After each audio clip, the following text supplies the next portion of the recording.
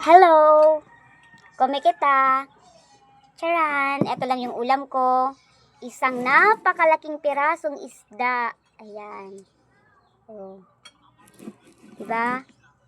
Ang laki niya, oh.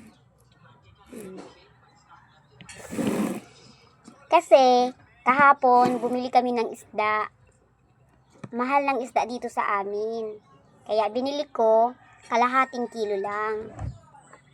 Yung kalahating kilo, 3 piraso lang ng ganito. Kaya yung ginawa ng aking inang Reyna, hinati niya sa 3. O, diba? Para naman, ngayong tanghali may ulam pa kami. Kasi kagabi, ganito yung ulam namin, pero prito naman. O, para tipid. Kasi kung araw-araw kang bibili ng isda, hindi magtatagal. O, kaya ayan. Mahirap kasi din yung gulay. Mahal din yung gulay dito. Tapos mahirap maghanap-hanap ng gulay na kung saan-saan. Kaya ayun, naglalaway na din kami na makatikim ng isda. Maalon kasi, malakas yung alon. Kaya mahal siguro yung isda. Kaya ganun.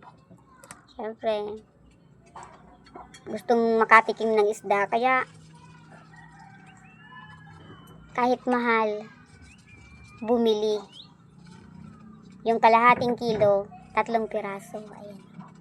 Ayan, pinaghati-hati. Yung isang isda, ginawang 3. Yung medyo mahaba-haba, ginawang 4. Eto nga, oh. Kaya ganito na siya kaano, kalaki. Kasi ito, 4 na putol to. Ayan, kumikita. Pero kahit ganyan, sapat na. Sinabaw-sabawan lang ng aking inang Reyna. Diba? Harap. Very mahal.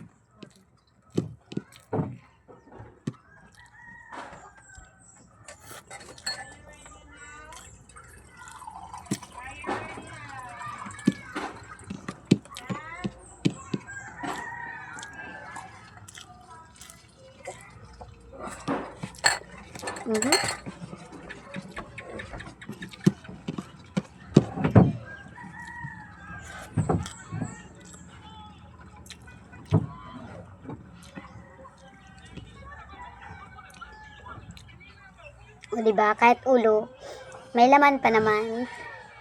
Tsaka may lasa to. Tsaka yung favorite ko sa isda, ulo talaga. Para tipid, ganyanin mo lang yung laman ng isda. O, diba?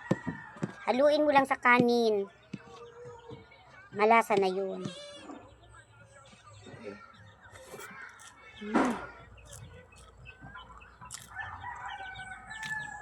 Tapos kukuha ako ng asin para mas malasa, di ba?